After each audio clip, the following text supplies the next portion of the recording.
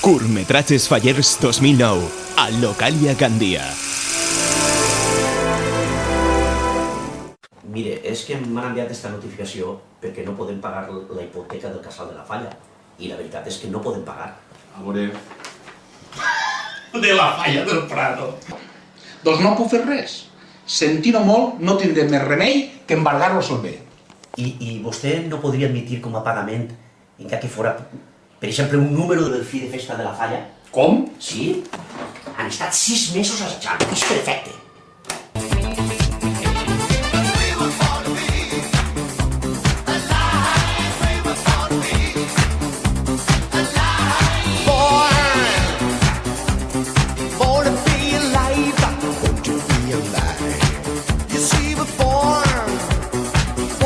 Banfaixa, Festival Fi de Hipoteca.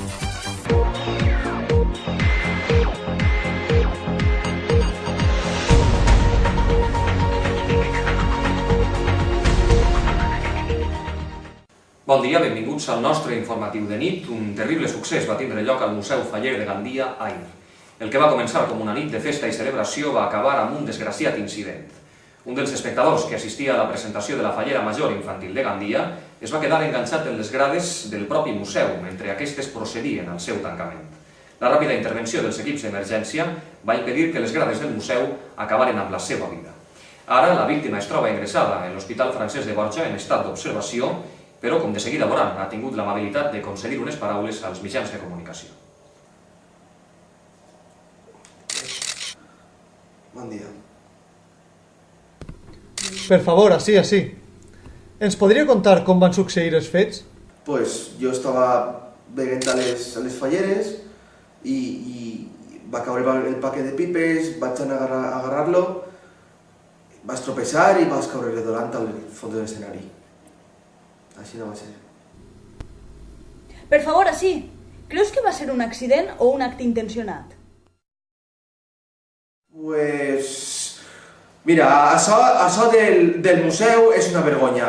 De veres, tot... No. Tot va ser culpa meva. Tot va ser culpa meva. És de veres que darrere de les grades hi ha restes humanes?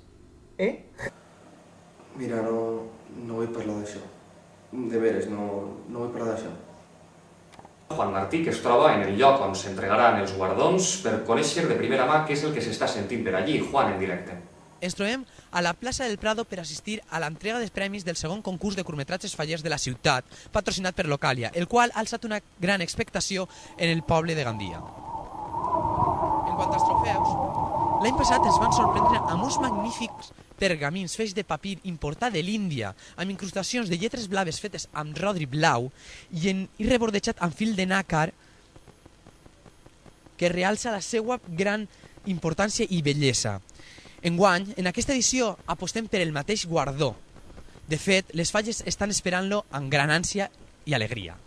I ens acaba d'arribar un teletip d'última hora des del Museu Faller de Gandia, assemblea del màxim òrgan de la festa fallera en aquests moments, i allí hi ha importants assumptes sobre la taula i opinions d'alt nivell intel·lectual. Connectem amb la nostra corresponsal, Vicenta Pérez.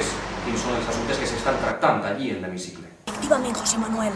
Ens trobem així al Museu Faller, on està celebrant-se l'Assemblea de la Federació de Falles de Gandia. Ja veuen a tots els representants de les falles de Gandia debatint importants decisions que ens afectaran a tots.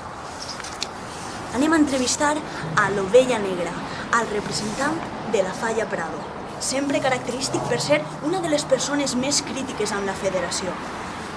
Per favor, què li sembla? Sembla que no volen fer declaracions. No obstant, els mantindrem informats al llarg de la jornada. No s'havia vist mai res igual des de Fernand Quim Mut, el segon faraó de la dinastia Pepe Cafú. Els plànols en papir, perfectament calculats, havien estat guardats en secret fins avui, dia en què s'ha inaugurat la nova passarel·la per a les presentacions falleres del Museu de Gandia. Les falleres han escenificat a la perfecció allò que se'ls demanava des del màxim òrgan de la festa, viatjar a la primera dinastia dels faraons, una marxa solemne per l'itinerari marcat en 2 dimensions.